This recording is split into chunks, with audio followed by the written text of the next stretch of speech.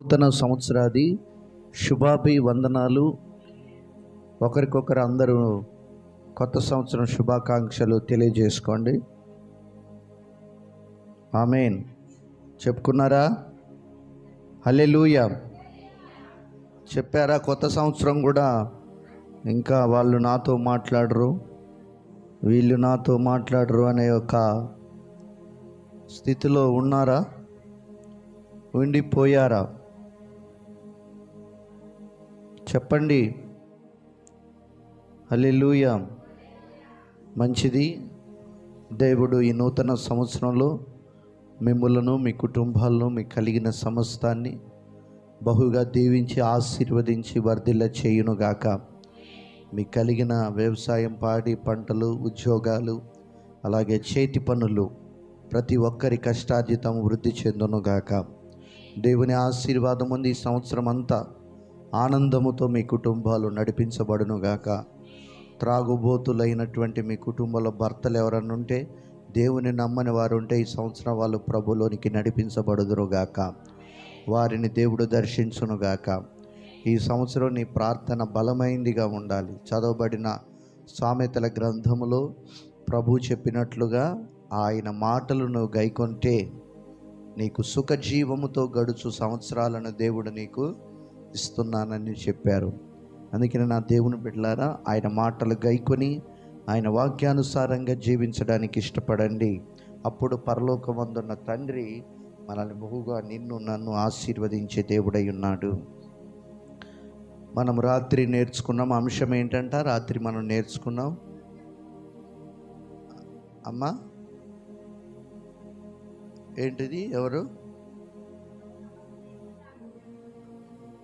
హబక్కూకు చేసిన ప్రార్థన యొక్క ప్రత్యేకత గురించి మనం నేర్చుకున్నాం. ప్రభు రాత్రి చాలా విషయాలు మనతో మాట్లాడారు. హబక్కూకు చేసినటువంటి ప్రార్థనను 3 భాగాలుగా చేసుకొని మనం ధ్యానించినట్లయితే, పరిశుద్ధాత్మ దేవుడు ఏం చేస్తారంటే ఆ వాక్యములోని పరమార్థాన్ని మనకు సవివరంగా బోధిస్తాడు. ఎలా బోధిస్తాడట? సవివరంగా మనకు బోధించువాడై ఉన్నాడు పరిశుద్ధాత్మ దేవుడు. మనం వినగలిగిన చెవులు, గ్రహించగలిగిన హృదయం కలిగి ఇక్కడ కూర్చున్నప్పుడే వాక్యం మనలో పనిచేస్తుంది. దేవునికి మహిమ కలుగునుగాక.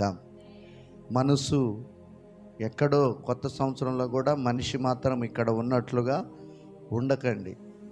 పాతవి గతించెను, ఇదిగో సమస్తము నూతనమాయను, నూతన పరచబడెను, మునుపటి వాటిని జ్ఞాపకము.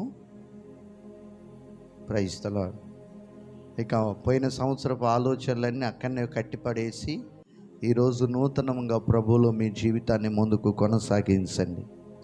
ప్రభు మార్గంలో నడవడానికి, ప్రభు చిత్తం నెరవేర్చడానికి ఇష్టపడినప్పుడు ప్రభు మన జీవితాల్లో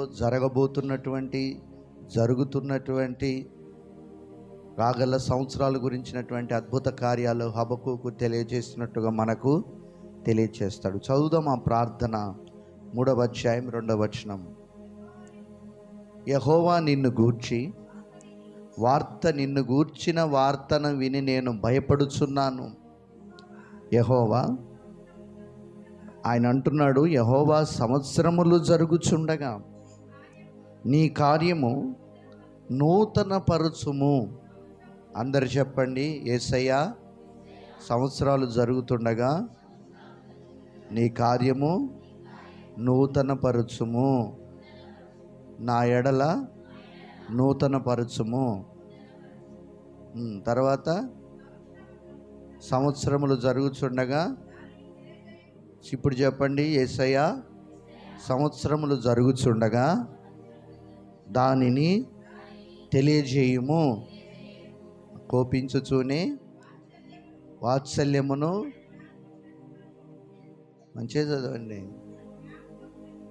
కోపించుచూనే వాత్సల్యమును జ్ఞాపకమునకు తెచ్చుకొనుము. దేవునికి మహిమ కలుగును గాక. ఆమేన్. మంచిది. మొదటి భాగంలో యెహోవా అనే పదముతో ప్రార్థన ప్రారంభించాడు హబక్కూ.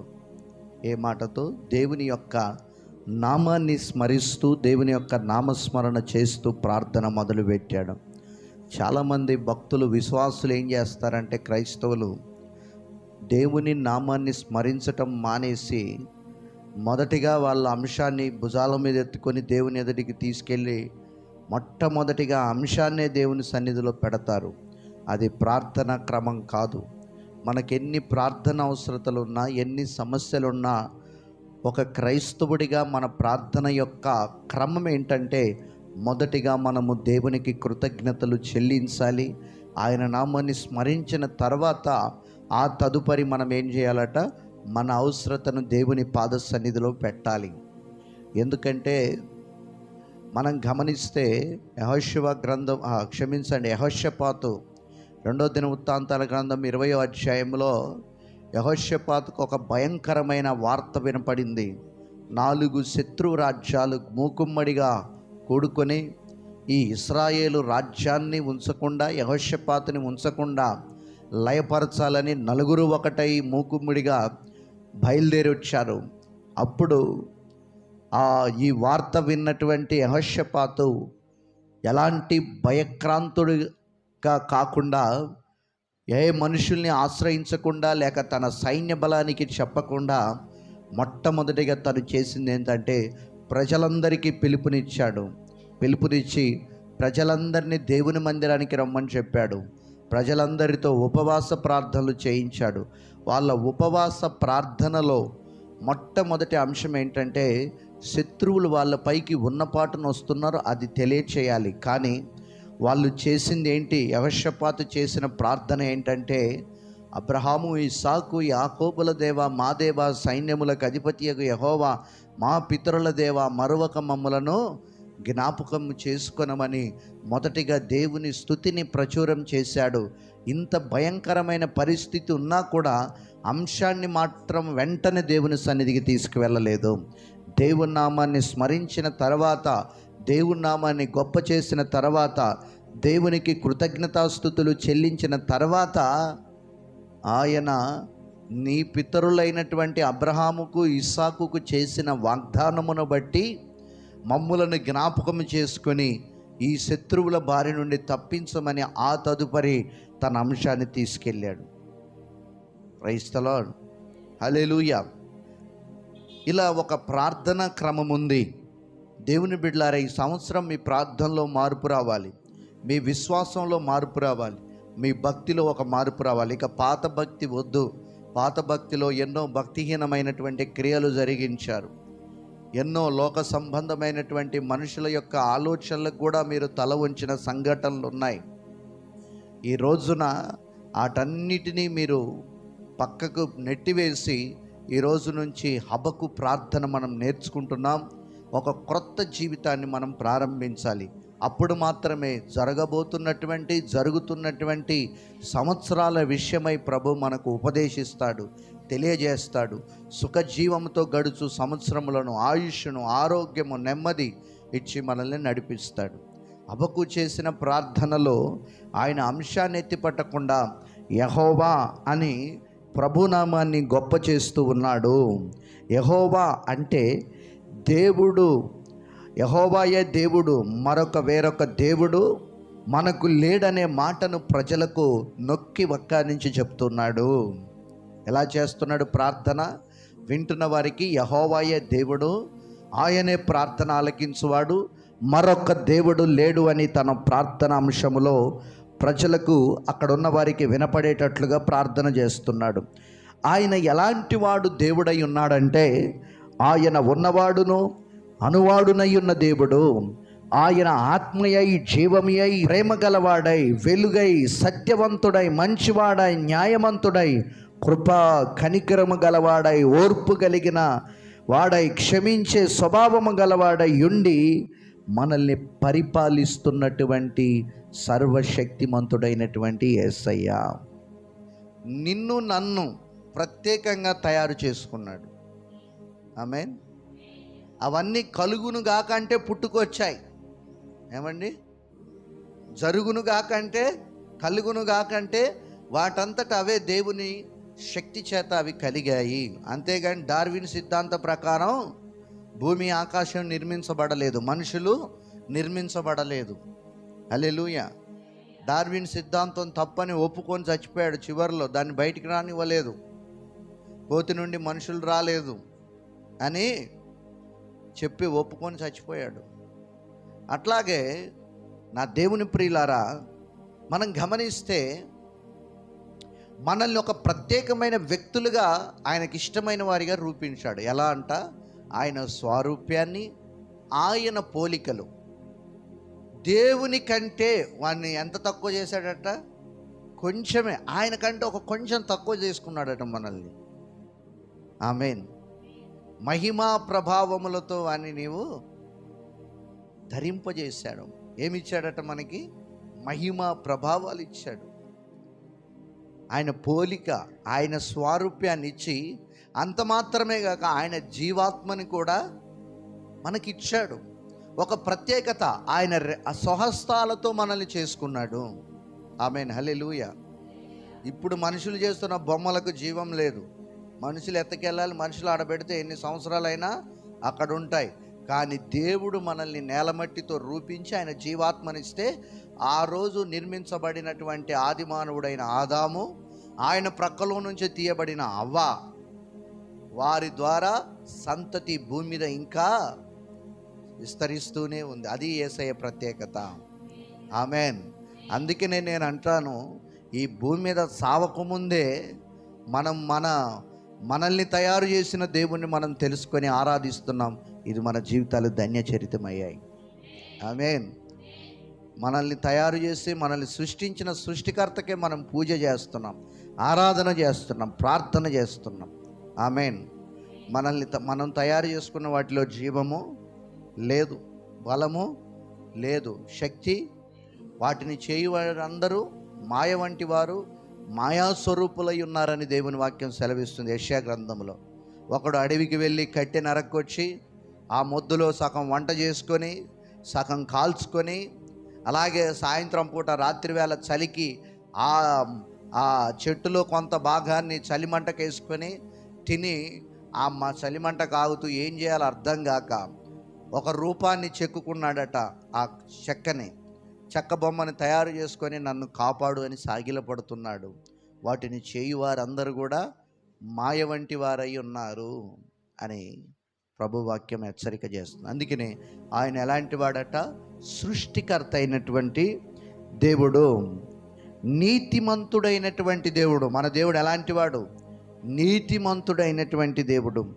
అలాగే వివేచన గలవాడైనటువంటి దేవుడు, మంచివాడైనటువంటి దేవుడు, సర్వాధిపతి అయినటువంటి దేవుడు. ఆయన సర్వాన్ని ఏలుతున్నాడు, ఈ సర్వలోకానికి ఆయన అధిపతి. అట్లాగే పరిశుద్ధుడైనటువంటి దేవుడు. యేసయ్య ఈ పాపలోకంలోనికి వచ్చినా కూడా ఆయనలో పాపం లేదు. ఆమేన్. ఆయన పాపముందని ఎవరు నిరూపించలేకపోయారు. ఈయన పాపాత్ముడు అని సిలువేయలేదు. వేసారా? ఈయన పాపాలు చేశాడు, ఒక దొంగతనం చేశాడు, ఒక మర్డర్ చేశాడు, లేకపోతే ఎవరినో ఏదో అన్నాడని ఈయనలో పాపం ఉందని సిలువేశారా? ఎందుకు వేశారు? యూదుల రాజు నేనే అని చెప్పాడు, దేవుడు నేనే అని. ఆయన దేవుడు కాబట్టి దేవుడు అని చెప్పాడు.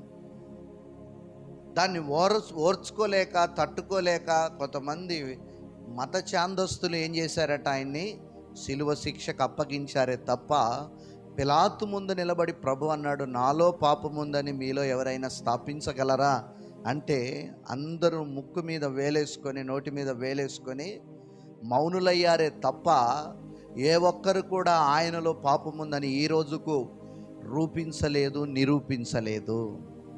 హల్లెలూయా, హల్లెలూయా.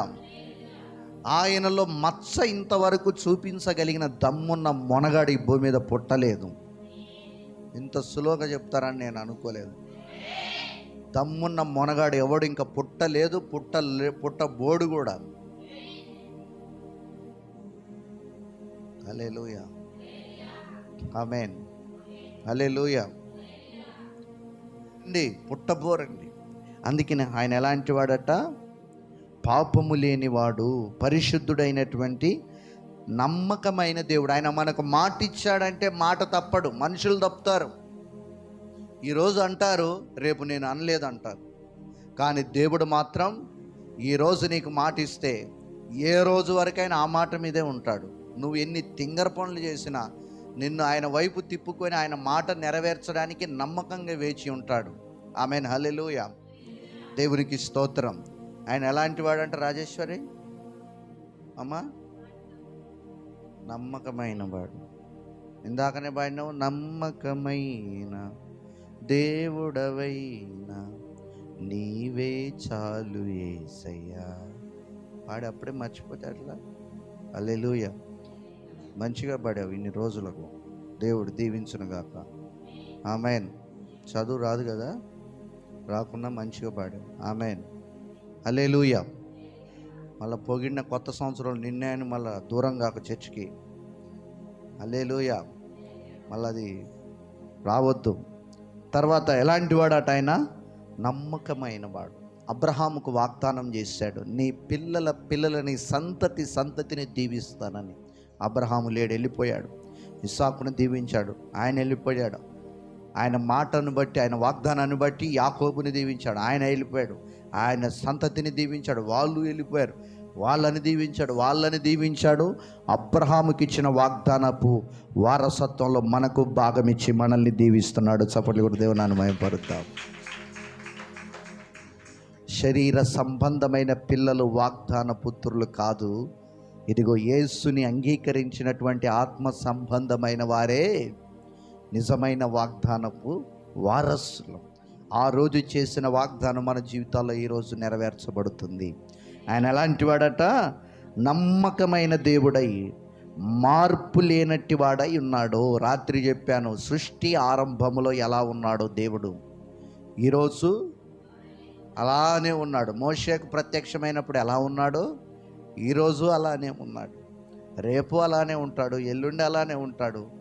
ఈ భూమి ఆకాశముల మీద దేవుడు ఉగ్రత పాత్రలు కొమ్మరించేంత వరకు పరలోకంలో అలానే ఎప్పటికీ ఆయన మార్పు లేనివాడు, మార్పు చెందనివాడు. మన దేవునికి వయసుతో సంబంధం లేదు. ఆయన నిత్యుడైనటువంటి దేవుడు, మార్పు చెందనివాడు.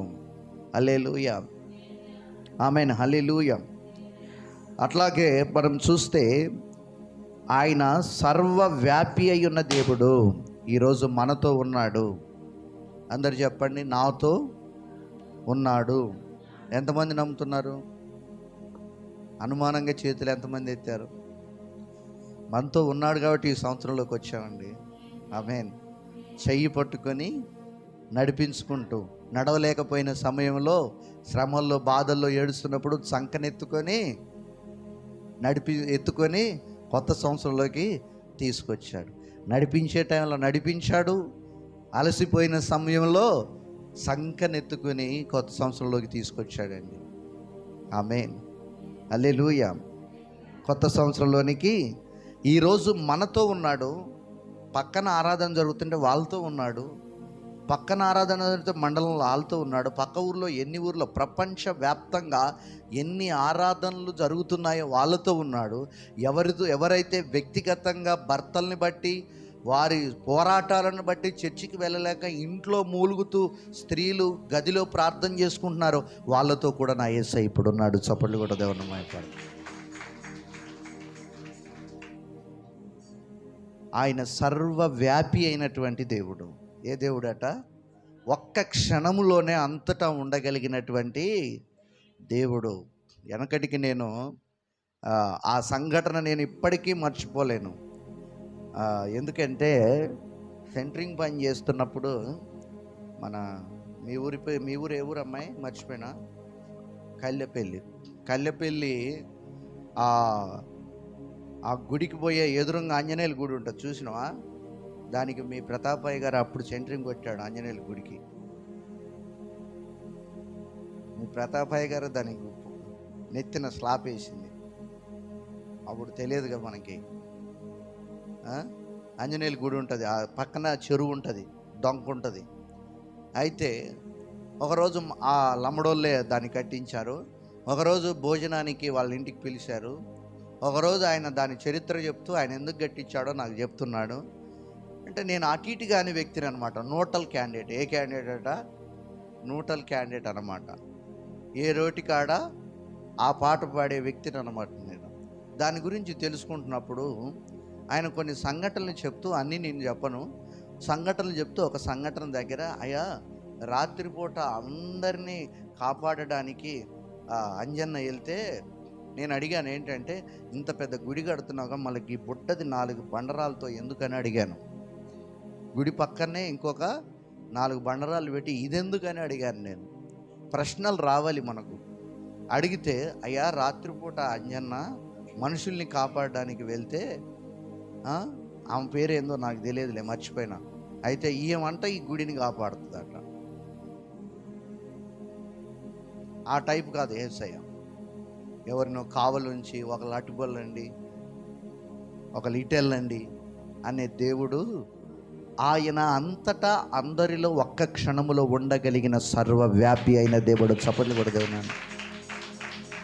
హల్లెలూయా. కావలి పెట్టి వెళ్ళేవాడు ఆయన సర్వశక్తిమంతుడు, సర్వవ్యాపి అయిన దేవుడు. ఆమేన్. అప్పుడు నేను చాలా నవ్వుకున్నాను. ఏం చేశాను? నవ్వుకున్నాను. హల్లెలూయా, దేవునికి స్తోత్రం. సరే, మంచిది. ఆయన సర్వవ్యాపి అయి ఉన్నటువంటి వాడై ఉన్నాడు, సర్వజ్ఞాని. ఆయనకి తెలియందంటూ ఏమీ లేదు. ప్రేమ గలవాడై, వెలుగై, సత్యవంతుడై, మంచివాడై, న్యాయవంతుడై, కృపా కనికరము గలవాడై, ఓర్పు కలిగి, క్షమించే స్వభావము గలవాడై ఉండి మనల్ని పరిపాలిస్తున్నాడు. ఆయన మంచివాడు కాబట్టే ఎంతోమంది మత ఛాందస్తులు, మత పిచ్చి తలకెక్కిన వాళ్ళందరూ యేసయ్య గురించి వాగుతున్నా కూడా వారిని ప్రేమతో క్షమించి వదిలేస్తున్నాడు. హల్లెలూయా. వాళ్ళలాగా మత పిచ్చి నెత్తికెక్కించుకొని హెడ్ మాస్టర్తో కాళ్ళు పట్టించే రకం కాదు మన దేవుడు. అర్థం కాలేదనుకుంటున్నాను. వాళ్ళ పిచ్చి పీక్ స్టేజ్కి వెళ్ళిపోయింది అన్నమాట. హల్లెలూయా, దేవునికి స్తోత్రం. ఎలాంటి వాడంటే శత్రువునైనా క్షమించే గుణమున్న దేవుడు. హల్లెలూయా. అదే గుణం మనం స్టెఫను గురించి నేర్చుకుంటూ వస్తున్నాం. స్టెఫను ఆ స్వారూప్యంలోకి వచ్చేసి ఆయనని బండరాళ్ళతో కొడుతుంటే వీళ్ళేం చేస్తున్నారో వీళ్ళకు తెలియదు కనుక వీళ్ళని క్షమించని ప్రార్థన చేశాడు. అలా ప్రేమ కలిగిన దేవుడు, వెలుగై ఉన్నటువంటి దేవుడు, సత్యవంతుడైనటువంటి దేవుడు, మంచి దేవుడు. యేసు ప్రభుని ఎవరైనా ఏమంటారు? ఆయన మంచి దేవుడు, ప్రేమ కలిగిన దేవుడు అంటారు. ఏమంటారు యేసురత్నం గారు? హల్లెలూయా చెప్పు. రాత్రంతా ఆల్ నైట్ చేసింది మేము, నిద్రపోయేది నువ్వా? ఇది ఎంత అన్యాయం అసలు. నేను ఒప్పుకోనిది. రాత్రంతా ప్రార్థన చేసిందే మనం, ప్రార్థనకు రాని వాళ్ళంతా నిద్రపోతున్నారు. ఇది అన్యాయం కాదా? Praise the Lord. హల్లెలూయా. సన్న నిద్ర తెప్పిస్తున్నాడు. హల్లెలూయా, దేవునికి స్తోత్రం. ఎలాంటి దేవుడు అట ఆయన? మంచివాడై ఉన్నటువంటి దేవుడు, న్యాయవంతుడైనటువంటి దేవుడు. నువ్వు ఎంత భక్తిపరుడవైనా 100 సంవత్సరాలు కాదు, 50 సంవత్సరాలు కాదు, 20 సంవత్సరాలు, 10 సంవత్సరాలు, 5 సంవత్సరాలు భక్తిలో ఉండి కూడా నువ్వు చిన్న తప్పు చేసినా, పొరపాటు చేసినా నిన్ను శిక్షిస్తాడు. ఆయన న్యాయవంతుడైనటువంటి దేవుడు. ఎంత మాత్రం కూడా స్వార్థముతో ఆలోచించి ఇన్ని సంవత్సరాలు భక్తి చేశాడే, ఈ ఒక్కసారి విని న్యాయ తీర్పులో న్యాయవంతుడి అని ముద్ర వేద్దామని అన్నాడు. ఎంత మాత్రం ఆయన దోషిని నిర్దోషిగా ఎంచడు. సంసోను విషయంలో మనం అది చూడగలం, దావీదు విషయంలో అది మనం చూడగలం. తప్పు చేసి, పాపం చేసి ఆయన మళ్ళా తగుదునమ్మా అనుకుంటూ వెళ్ళి ఇంట్లో ఆ బుడ్డని ఎదురుగా పండుకోబెట్టి వాడి ముందర మోకరిల్లి 7 దినాలు ఉపవాస ప్రార్థన, కఠిన ఉపవాస ప్రార్థన చేస్తున్నాడు. కానీ దేవుడు ఆ ప్రార్థన వినలేదు. ఆయన న్యాయవంతుడైనటువంటి, అన్యాయానికి సపోర్ట్ చేయడు నా యేసయ్య. నువ్వు చేస్తావేమో దేవుని నమ్ముకొని, నువ్వు సహకరిస్తావేమో అన్యాయానికి, కానీ ఆయన న్యాయవంతుడైన దేవుడు. ఆయన అన్యాయాన్ని అసలే ప్రోత్సాహపరచడు. ఆయన బిడ్డలకు కూడా అన్యాయం చేస్తుంటే సహకరించడు. దావీదుకు సహకరించలేదు, సౌలుకు సహకరించలేదు, సంసోనికి సహకరించలేదు. వాళ్ళు గొప్ప భక్తులు, అయినా వారిని శిక్షించి ఒక క్రమశిక్షణలోనికి తీసుకొచ్చాడు. హల్లెలూయా. ఈరోజు మన పరిస్థితి ఎలా? అన్యాయస్తులు దేవుని రాజ్యాన్ని స్వతంత్రించుకోలేరని. హల్లెలూయా. అన్యాయం చేస్తూ ఉంటారు, అమాయకుల్ని అన్యాయం చేస్తూ ఉంటారు. ఆమేన్. హల్లెలూయా. అన్యాయం చేస్తే నష్టపోయేది ఎవరట? అన్యాయం చేసినోడే. అన్యాయపరచబడ్డ వాళ్ళు నష్టపోరు, దేవుడు వాళ్ళ పక్షంగా ఉంటాడండి. ఆమేన్. ఆయన అంటాడు కదా, ఇదిగో దిక్కులేని వారి పక్షంగా, దీనుల పక్షంగా, విధవరాన్ల పక్షంగా, తల్లిదండ్రులు లేని వారి పక్షంగా నేను ఉండి వ్యాజ్యమాడే దేవుడు అన్నాడు. ఆమేన్. హల్లెలూయా. ఆయన ఎలా అంటాడంటే 113వ కీర్తనలో, నేను రాజులతో ప్రధాన అధికారులతో వారిని కూర్చుండబెట్టుటకై పెంట కుప్పల మీద నుండి నేను దీనులను దరిద్రులను పైకి తీసుకొచ్చే దేవుడనై ఉన్నానన్నాడు. ఆమేన్. ఉందా అది? చదవండి 113. ఆయన నేల నుండి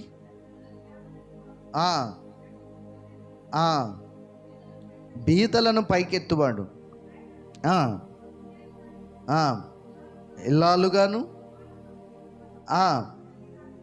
చేస్తాడు. పైన ఉండే కదా రాజులతో, ప్రధానులతో, తన ప్రజల ప్రధానులతో లేవనెత్తు. చూడండి ఎంత ప్రేమ కలిగిన దేవుడు, క్షమించే దేవుడు. ఆయన క్షమించే స్వభావము గలవాడై ఉండి మనందరినీ కూడా ఏం చేస్తున్నాడట? పరిపాలన చేస్తున్నటువంటి త్రియేక దేవుడు నజరేయుడైన యేసయ్య.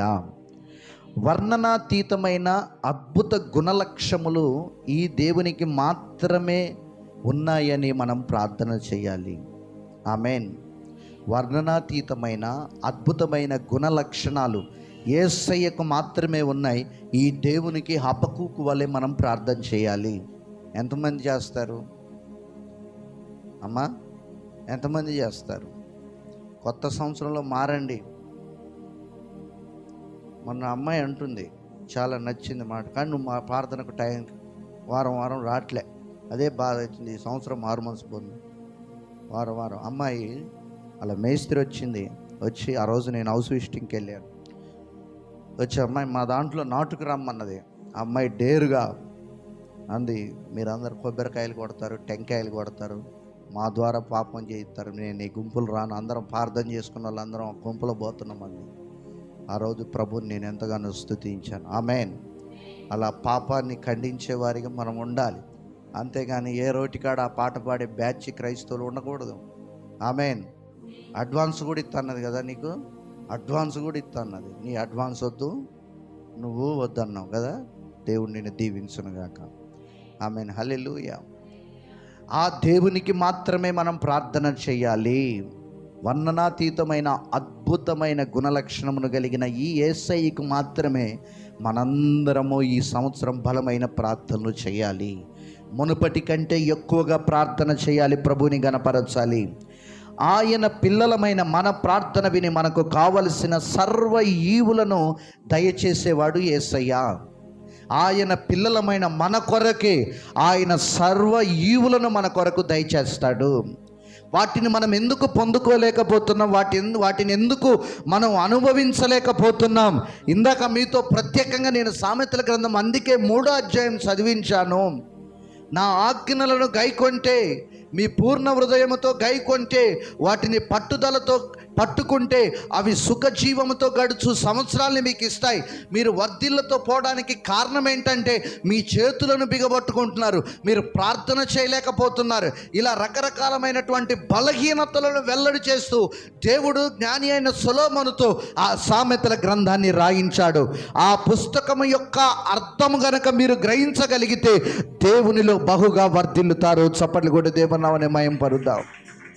హల్లెలూయా. వాక్యపు యొక్క గ్రహింపు, వాక్యపు యొక్క లోతుల్లోకి వెళ్ళకుండా ఏంటంటే ఎంతసేపు కూడా వచ్చామా వెళ్ళామా, నేను ఎందుకు దీవించబడలేకపోతున్నాను, నేను ఎందుకు ఆశీర్వదించబడలేకపోతున్నాను, నేను ఎందుకు ఈ శోధనలు జయించలేకపోతున్నాను, నేను ఎందుకు ఈ ఇబ్బందుల యొక్క వలయాల్లో నుంచి బయటికి రాలేకపోతున్నాను, నాలో ఉన్న బలహీనతలేంటి, నాలో ఉన్న లోపాలేంటి, నాలో ఉన్న భక్తిహీనత ఏంటి, నన్ను వెనక్కు లాగుతున్నటువంటి శరీర కోరికలేంటి, ఆలోచనలేంటి, నేను ఎటు వెళుతున్నాను యొక్క పునరాలోచన నువ్వు చెయ్యగలిగి, ఇదిగో ఒక దావీదు వలె 51వ కీర్తనలో ఆయన పశ్చాత్తాపడి ప్రార్థన చేసి మరలా పూర్వ వైభవ యొక్క భక్తి జీవితాన్ని సంతరించుకొని ఆయన బోధించి ఆశీర్వదించబడినట్లుగా నువ్వు అలాంటి యొక్క ప్రార్థన గనక చేయగలిగితే ఈ సంవత్సరం ఆ ఆశీర్వాదాలన్నీ నీ తలల మీదికి తీసుకొస్తాడు. ఆమేన్. హల్లెలూయా, హల్లెలూయా. ఆ ఆయన పిల్లలమైన మన ప్రార్థన విని మనకు కావలసిన సర్వ ఈవులను దయచేసేవాడే మన యేసయ్య. అందుకే హబక్కు ప్రార్థన చేస్తున్నాడు, ప్రేమ గల ఈ దేవునికి మొరపెట్టుకుందామని చెప్తూ ఉన్నాడు. ఈ దేవునికే మనం మొరపెట్టుకుందాం, ఇంకెవ్వరికి మొరపెట్టి సాగిలపడే అవసరమో లేదండి. మనుషులకు కూడా సాగిలపడాల్సిన అవసరం ఏమీ లేదు. దేవుని సన్నిధిలో మోకాలు వంగాలి, ఆయనకు మాత్రమే మొరపెట్టుకుందాం అంటున్నాడు హబక్కు. మనం చూస్తే 1 పేతురు పత్రిక 5వ అధ్యాయం 6-7 వచనాలు మనం చూస్తే మన సకల సమస్యలను పరిష్కరించి ఆదరించే దేవుడు అట ఆయన. చదివితే 1 పేతురు 5వ అధ్యాయం 6-7 వాక్యాలు మనం చూద్దాం. తొందరగా వేగంగా ముందుకెళ్దాం. దేవుడు తగిన సమయమందు ఎప్పుడు హెచ్చిస్తాడట? తగిన సమయం అనేది మనం తొందరపడొద్దు, ఆవేశపడొద్దు. తగిన సమయమందు దేవుడు మనల్ని హెచ్చించినట్లుగా ఈ సంవత్సరంలో ఆయన బలిష్టమైన చేతుల కింద దీన మనస్సు అనేది మనం ధరించుకొని సంవత్సరం ఉండాలి. ఆమేన్. తగిన సమయం అనేది ఒకటి ఉందండి. ఆమేన్. వర్షం రావడానికి ఒక సమయం ఉంది. ఆమేన్. అవునా? చలికాలం రావడానికి ఒక సమయం ఉంది, ఎండాకాలం రావడానికి ఒక సమయం ఉంది, పంటలు పండడానికి ఒక సమయం ఉంది, నారు పోయడానికి ఒక సమయం ఉంది, ఫలించడానికి ఎందుకమ్మా లేచిపోతున్నారు? ఆలస్యమైందా? 10:30 కానీ 11ంటికి పెట్టినా, అయినా లేటే. బండ్లు ఎప్పుడు లేటే. హల్లెలూయా, దేవునికి స్తోత్రం. ఏంటి, ఎక్కడున్నాం మనం? చెప్పండి అమ్మా. ప్రతి దానికి కట్టుటకు, నాటుటకు, పెళ్ళగించుటకు, అన్నిటికీ ప్రతిదానికి సమయం ఉంది, తగిన సమయం. ఈ తగిన సమయం కొరకు దీన మనస్కుల యేసయ్య సురక్షితమైన రెక్కల కింద కనిపెట్టుకొని ఉండాలి. అప్పుడు దేవుని కార్యం చూస్తాం. మనం తొందరపడి ఏం చేసినా ఏం జరగదు. ఆమేన్. అంతేనంటారా సువర్ణ గారు? అంతేనా? Praise the lord. మనం తొందరపడి ఏం చేసినా ఏం కాదు. మనోళ్ళు కష్టపడతా ఉంటారు, ఆదివారం కూడా ప్రార్థన మానేసి పోతా ఉంటారు. ఏమన్నా సంపాదించారా?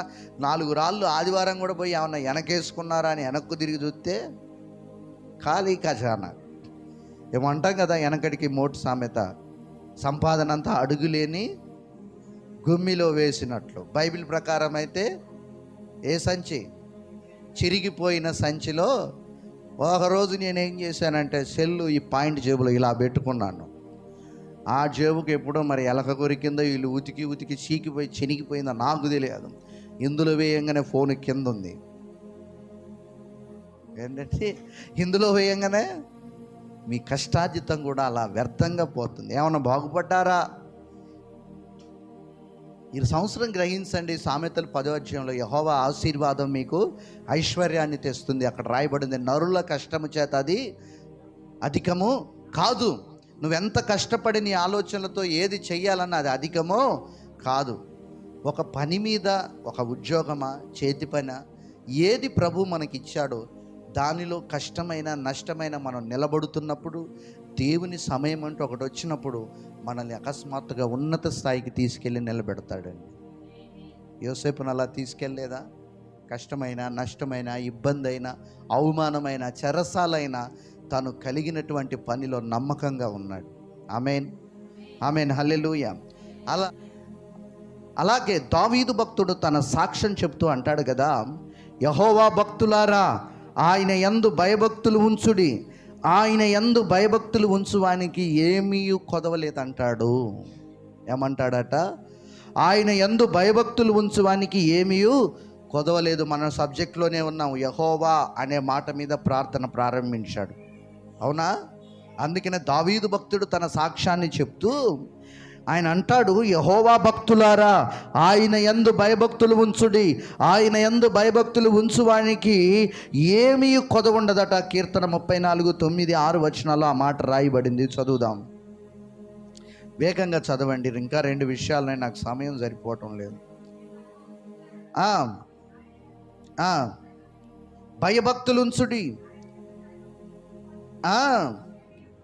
ఏమీ కొదవ ఉండదన్నమాట. దేవుడు తన మైమర్శనలో ప్రతి అవసరత, ప్రతి అక్కర తీర్చి మనల్ని వృద్ధి చేసే దేవుడై ఉన్నాడు. ఆమేన్, హల్లెలూయా. అలాగే ద్వితోపదేశ కాండంలో 11-12, కీర్తన 121, 4, 5 వచనాలు కూడా మనం చూద్దాం. మొదటిగా ద్వితోపదేశ కాండం 11-12 చదువుదాం.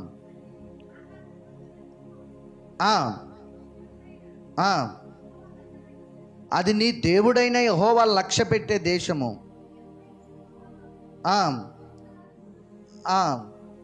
సంవత్సరాంతం వరకు నీ మీద ఉంటాయి. ఆమేన్ చెప్పండి. పక్కనున్న వాళ్ళకు భయపడకు చెప్పండి. సెకండ్ ఇచ్చి భయపడకు, నీ దేవుడైన యెహోవా. చిన్నగా చెప్పండి, ఆవేశం ఎందుకు? వాళ్ళకై చూసి చెప్పండి, నాకై కాదు. నా మాటలు వినపడుతున్నాయిగా. భయపడకు. చెల్లె మీరు చెప్పు. భయపడకు. నేను చెప్పండి అమ్మా, మీ సొంతంగా చెప్పండి. భయపడకు, ధైర్యంగా ఉండు, నీ దేవుడైన యేసయ్య కన్నులు ఈ సంవత్సరం ప్రారంభం మొదలుకొని ఈ సంవత్సరాంతం వరకు మీపై ఉంటున్నాయి. ఆమేన్ చెప్పండి.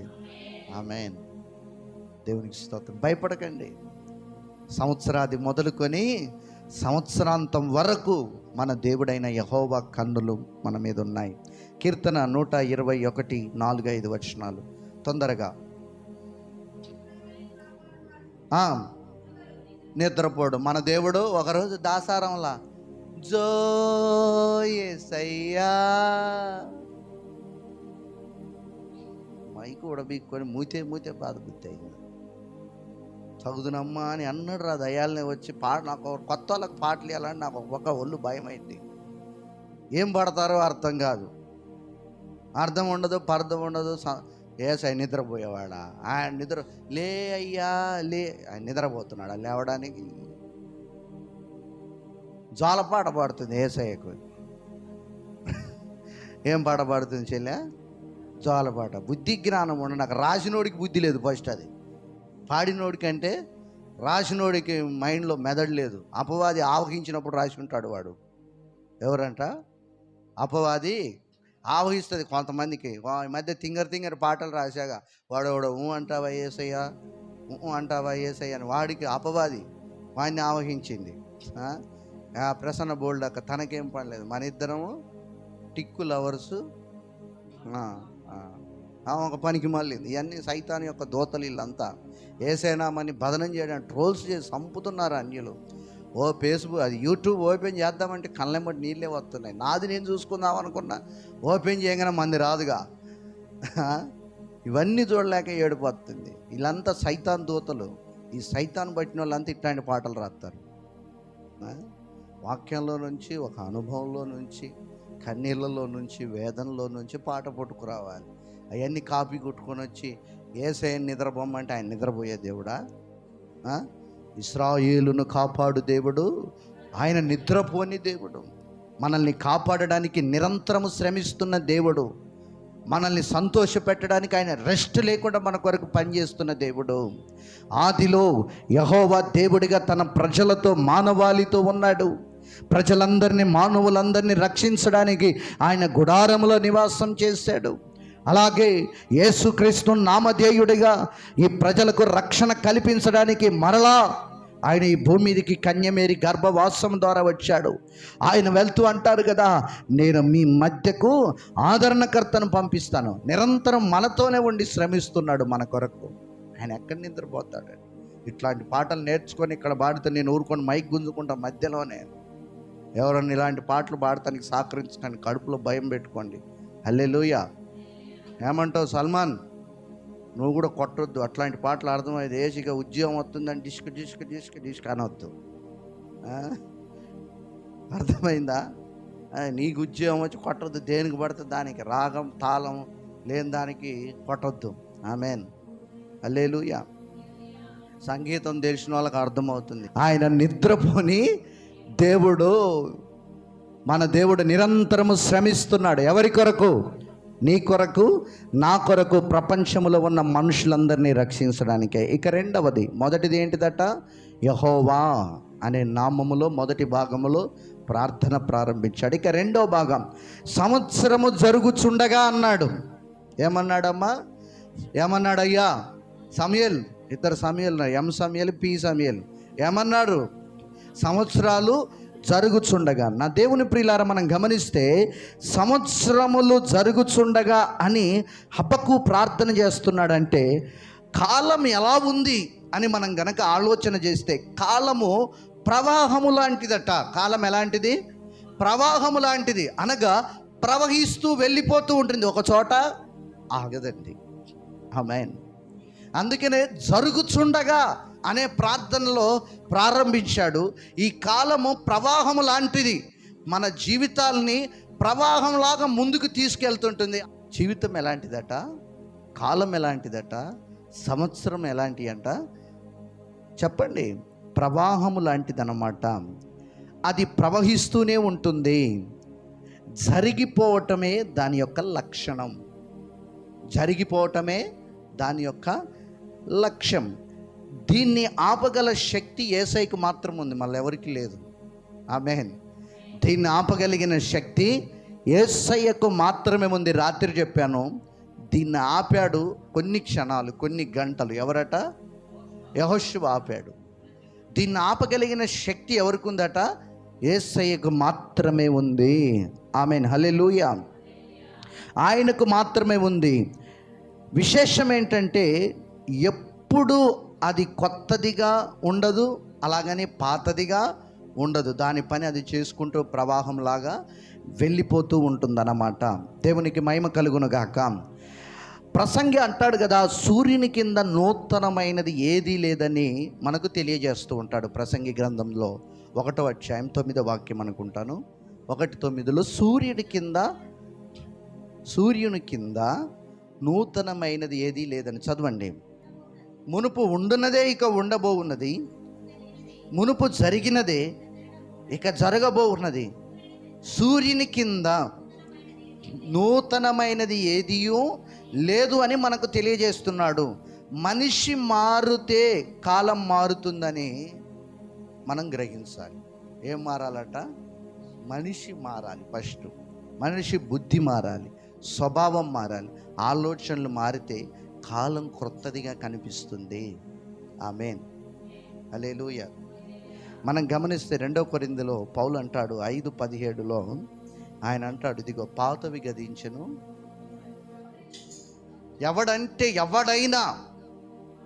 ఎవడైనా ఒకరన్నారా?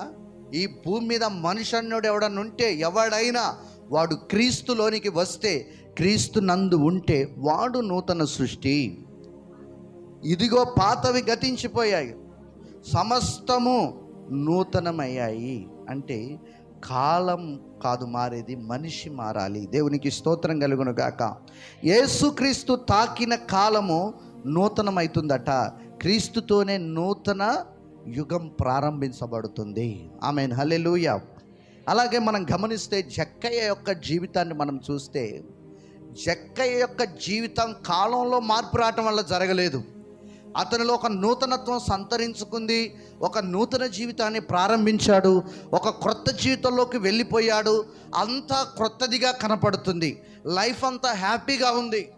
ఒకప్పుడు అతను వడ్డీ వ్యాపారం చేస్తున్నాడు, ఎంతో ఉన్నతమైన స్టేజ్లో ఉన్నాడు, ఎంతో ధనధాన్యాలు ఉన్నాయి, వెండి బంగారాలు ఉన్నాయి. ఇవన్నీ ఉండనప్పటికీ ఆ జీవితంలో అతనికి ఒక నెమ్మది లేదు.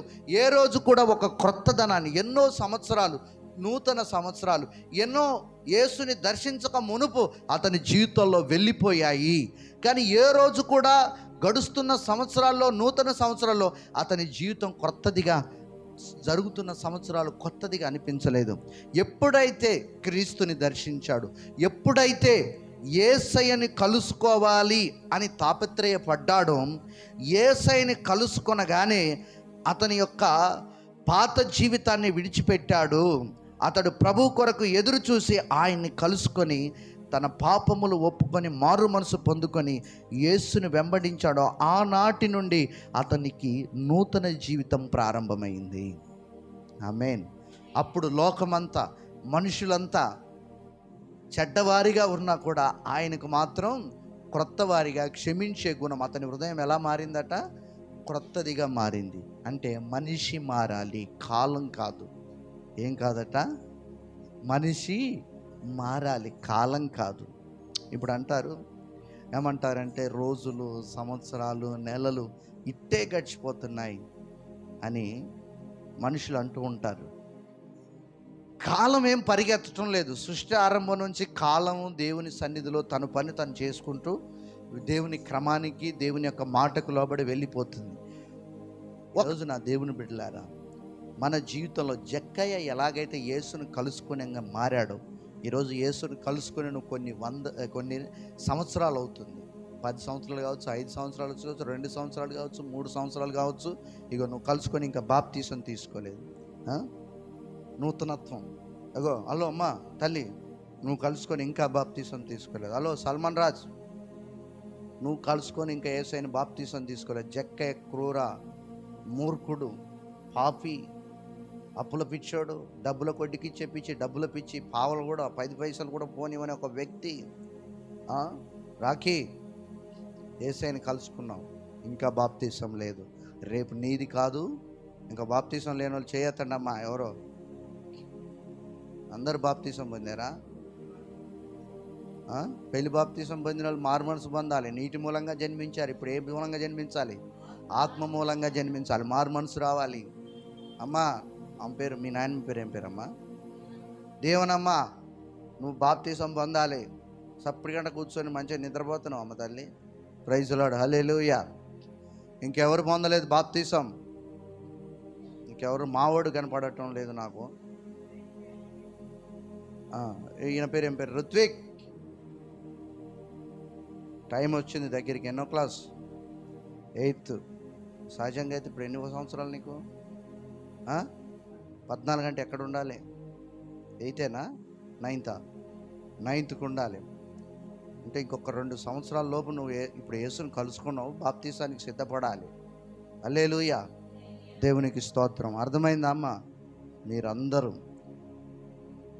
తొందరగా బాప్తీసం తీసుకోవడానికి ఇష్టపడండి. ఇంకా లోకాన్ని విడిచిపెట్టండి. ఆమెన్. భయపడకండి. హల్లెలూయా. ఏం చేయకూడదంట? భయపడొద్దు. మా త్రివేణి చెల్లె, నువ్వు తీసుకున్నావు తల్లి, మరి ఎందుకు తల్లి చేయత్తలేదు? హల్లెలూయా. నువ్వు కూడా తీసుకోవాలి తల్లి. యేసయ్యని కలుసుకున్న తర్వాత మనకేం కావాలి? యేసయ్యలో ఒక కొత్త జీవితం ప్రారంభించబడాలి. కిషోర్, అయ్యి బాబోయ్, నిన్ను చూడట్లేదు నాయన, నేను అటు పెట్టావు యేసు రత్తంకాయ ముఖం, ఇంకెవరో నాలో నలత అనిపిస్తుంది. ఒకటే వాక్యం చెప్పు, నువ్వు ఉన్నావు. హల్లెలూయా. నువ్వు కూడా మేమ్మ మంచి భక్తి పరురాలు, ప్రార్థన పరురాలు. ఆ తల్లి కష్టాలు వర్ణనాతీతం. మీ నాన్న చనిపోయిన దగ్గర నుంచి ఎన్ని బాధలు అనుభవించిందో ఆ తల్లి. ఇన్ని సమస్యల మధ్య కూడా తన దేవుడే తనను నడిపిస్తూ, నా పిల్లలు కూడా నాలాగా ఆధారపడాలని ఆమె ప్రార్థనా జీవితమే మిమ్మల్ని ఈరోజు ఇలా నిలబెట్టింది, ఇంకా నిలబెడుతుంది. నీ తల్లి అనుసరిస్తున్న దేవునిలో నువ్వు కలుసుకొని బాప్తీసం పొంది ముందుకు నడవాలి. అంతేగాని తలకు మాసిన వాళ్ళ స్నేహితుల మాటలు విని మన మటపిల్లి నరసే కొడుకుగా విని అన్నట్టు ఖరాబ్ అయినట్టు కాకూడదు. అర్థమైందా? దేవునికి స్తోత్రం. మన దేవుడు సర్వశక్తిమంతుడు, జీవము కలిగిన వాడు, మాట్లాడేవాడు, మన అవసరతలు తీర్చేవాడు. ఆయన్ని అనుసరిస్తే నీకు మంచి భవిష్యత్తు ఉంది. అందుకనే బాప్తీసం కొరకు నువ్వు కూడా సిద్ధపడు. ఆమేన్, హల్లెలూయా. బాప్తీసం తీసుకొని తింగర పనులు చేసిన వాళ్ళు ఉంటే ఇప్పుడు మారు మనసు పొందండి. కొత్త సంవత్సరం, హల్లెలూయా, ఇదే మంచి సమయం. ఆమేన్. తర్వాత ముందుకు వెళ్దాం వేగంగా. జక్క యొక్క జీవితంలో యేసుని కలుసుకొని వెంబడించిన నాటి నుండి నూతన జీవితం అయిందట. లూకా 19:9 రాయబడింది, ఎవరు చదవద్దు. ఆనాటి నుండి కాలమే నూతనత్వాన్ని సంతరించుకుంది. మనం సకలమైనటువంటి జ్ఞానధనాన్ని, శక్తిని సంపాదించుకున్న దినం కంటే రక్షణ దినం మనకు గొప్పదని నేను చెప్తున్నాను. హల్లెలూయా. ఇదే నూతన సంవత్సరం. ఆనాడు దేవునితో కోల్పోయిన సంబంధం తిరిగి ముడివేయబడి పరలోక రాజ్య వారసత్వాన్ని మనం సంపాదించుకోవటమే సంవత్సరం జరిగే ఒక రక్షణ దినం గొప్పది. దేవునికి మహిమ కలుగును గాక. హల్లెలూయా. చివరిగా మూడవది, నేను దాటేసి వెళ్తాను, దాంట్లో చాలా విషయాలు ఉన్నాయి. మూడవ భాగం మనం చూస్తే నీ కార్యము. అందరు చెప్పండి, సంతోషంగా చెప్పండి, అలసిపోకండి. మీరందరూ మంచిగా ఉనే ఉంటారు. నేను రాత్రి కూడా భోజనం చేయలేదు, ఇప్పుడు కూడా భోజనం చేయలేదు. అందరి పక్కన వాళ్ళకు చేయించు చెప్పండి. సమయల్, కిషోర్, పక్కన వాళ్ళకు ఆయన కూర్చోయని ఇచ్చినా అట్నే పట్టుకోండి, అట్నే పట్టుకోండి. అమ్మ ఒంటరిగా ఉండొద్దంట. మాకు బైబిల్ స్కూల్లో ఒక మాస్టర్ చెప్పారు, ఇండిపెండెంట్గా ఉంటే ఎండిపోతారట. ఒంటరిగా ఉండొద్దు, అపవాది వస్తాడు. హల్లెలూయా. ఏం పట్టుకోరు. యేసయ్యా, ఈ సంవత్సరము నా జీవితంలో, నా కుటుంబీకుల జీవితంలో నీ అద్భుత కార్యములను నూతన పరుచుము. ఆమేన్. దేవునికి స్తోత్రం. అలాగే నూతన పరుచునుగాక. సంవత్సరములు జరుగుచుండగా నీ కార్యము నూతన పరచుమని ప్రార్థన చేశాడు హబక్కు. నీ కార్యము పాపి అయిన మానవ రక్షణే. ఆయన కార్యము అనగా సాతాను రాజ్యాన్ని పునాదులతో సహా కూలదోసి దైవ రాజ్యాన్ని నెలకొల్పటమే దేవుని యొక్క కార్యం. హల్లెలూయా. నీ కార్యం అంటే సైతాను యొక్క సామ్రాజ్యాన్ని కూలదోయటమే దేవుని యొక్క అద్భుతమైన కార్యం. మనలో, మన కుటుంబీకుల్లో ఎంతోమంది సైతాన్ యొక్క సామ్రాజ్యంలో చిక్కుబడి ఉన్నారు. నా కుటుంబంలో నా తమ్ముడు ఉన్నాడు, మా నాన్న ఉన్నాడు, మా మర్దలు ఉంది, మా చెల్లె ఉంది. రాత్రి కూడా మీరు అందరూ వెళ్ళిన తర్వాత మీ అందరి కొరకు, వాళ్ళందరి కొరకు మరలా ప్రార్థన మొదలుపెట్టాను. కొంతమంది ఉంటారుగా, ఎంత చెప్పినా మారనోళ్ళు, వాళ్ళందరి కొరకు మళ్ళీ ఎత్తుకున్నాను భుజాల మీద. Praise the lord. ప్రార్థన. అలా ఉన్నారు. వీళ్ళందరూ సైతాన్ యొక్క పునాది మీద ఉన్నారు. వీళ్ళందరూ ఆ పునాదులు, వాళ్ళ కాళ్ళ కింద ఉన్న అపవాది పునాదులు పడద్రోయబడాలి. దేవుని రాజ్యాన్ని మనం స్థాపించాలని, దేవుని కార్యాన్ని మనం జరిగించాలి, ప్రార్థన చేయాలి. ఆమేన్, హల్లెలూయా. దేవుని కార్యం అంటే పాపి అయిన మన రక్షణే. మనం రక్షించబడటమే దేవుని యొక్క అద్భుతమైన కార్యం. దేవునికి మహిమ కలుగును గాక. రక్షణలోనికి తీసుకురావటం మన ప్రతి ఒక్కరిపై బాధ్యత ఉంది. అందరు చెప్పండి, ఈ సంవత్సరం ప్రతి ఒక్కరు ఒక్కొక్కరిని మందిరానికి తీసుకురావాలి. ఎంతమంది చేయగలుగుతారు? నేను ఈ సంవత్సరం, పోయిన సంవత్సరం ఎవరు తీసుకురాలే. అటు పరిచర్య చేసి ఇటు పరిచర్య చేసి నేనే ఒక 2-3 తోడుకొని వచ్చాను. కానీ మీరు ఒక్కళ్ళన్నా తోడుకొని రాలేదు. ఈ సంవత్సరం మీరు తీర్మానం చేయాలి, నేను వదిలిపెట్టను ఇప్పుడు. ఆమేన్. మీరు ఒక్కొక్కరిని తీసుకొస్తానని తీర్మానం చెప్పరేంటి అమ్మా? బలవంతంగా గుంజుకురావద్దు. దేవుని వాక్యాన్ని చెప్పి, దేవుని ప్రేమను చెప్పి, దేవుని రక్షణలోనికి నడిపించి మందిరానికి తీసుకురండి. మీకు పెద్ద టాస్క్ ఏంటంటే మీ భర్తల్ని పట్టుకురండి చాలు. అమ్మా, పెద్ద టాస్క్ ఏంటంటే మీ భర్త ఆత్మ నశించిపోకుండా భారం మీ మీద ఉంది. ఆమేన్, హల్లెలూయా. దేవుని రాజ్యాన్ని నువ్వు కట్టాలి. ఆది తల్లిదండ్రులైన ఆదాము అవ్వల చేత సైతానుడు పాపం చేయించి తన చీకటి రాజ్యానికి పునాదులు వేసుకున్నాడు. వాడు ఆది తల్లిదండ్రులైనటువంటి ఆదాము అవ్వలను వాడు పాపములో నెట్టివేసి, ఆ మహిమలో నుంచి త్రోసివేసి, ఆ పాపము ద్వారా మహిమ పోయింది. వారి ద్వారా వాళ్ళలో పాపాన్ని నెలకొల్పి వాని సామ్రాజ్యానికి పునాదులు వేసుకున్నాడు. ఎవరి సామ్రాజ్యానికి? అపవాది యొక్క రాజ్యానికి పునాదులు కట్టుకున్నాడన్నమాట. ఆ చీకటి రాజ్యానికి పునాదులు వేసుకున్నాడు.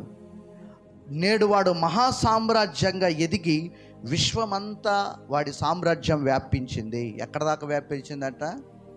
విశ్వమంతా వాడి సామ్రాజ్యం ఈ భూమి మీద వ్యాపింపజేసుకున్నాడు. ఆ చీకటి రాజ్యాన్ని క్రూలదోయడానికే దేవుడు నరవతారి ఈ లోకానికి వచ్చాడండి. ఆమేన్, హల్లెలూయా. ఆయన నరవతారిగా అవతరించి పాపులు అనుభవించవలసినటువంటి శిలువ శిక్షను శిలువలో తానే భరించి సైతాను రాజ్యాన్ని విచ్ఛిన్నతకు యేసయ్య పునాది వేశాడు. ఆయన శిలువలో ప్రాణం పెట్టుట ద్వారా సైతాను యొక్క రాజ్య పునాది విచ్ఛిన్నతకు ఆయన పునాది వేశాడు. ఆమేన్, హల్లెలూయా. అందుకనే పేతురు అంటాడు, ఈ బండ మీద నా సంఘము కడతాను. పునాదులు వేసాడు ఆయన శిలువలో ప్రాణం పెట్టి. దేవునికి మహిమ కలుగును గాక. హల్లెలూయా. సైతాను రాజ్యం సమూలంగా నాశనం కావాలంటే శిలువ ఆయుధం నీవు నేను ధరించాలి. శిలువను ధరించగల సాహసం కేవలం ఉజ్జీవింపబడిన విశ్వాసికి మాత్రమే ఉంటుంది. శిలువ ఆయుధాన్ని ధరించాలంటే ఆత్మలో ఉజ్జీవించబడిన విశ్వాసికి మాత్రమే ఆ ఆయుధాన్ని ధరించే యొక్క అర్హత ఉంటుంది. ఎవరికి పడితే వాళ్ళకు ఉండదు. అందుకనే ఈరోజు సంఘంలో ఉజ్జీవింపబడాలి, ఉజ్జీవంతో ఉండాలి, ఒక నూతన ఉజ్జీవాన్ని పొందుకోవాలి. హల్లెలూయా. దేవునికి మహిమ కలుగును గాక. హల్లెలూయా. ఏ దినాన విశ్వాసి ఉజ్జీవింపబడతాడో ఆ రోజే అతడి యొక్క విశ్వాసి జీవితంలో నూతన సంవత్సరం ప్రారంభమవుతుంది. ఏ రోజైతే ఒక విశ్వాసి ప్రభువులో ఉజ్జీవింపబడతాడో ఆ సంవత్సరమే ఏమవుతుందట?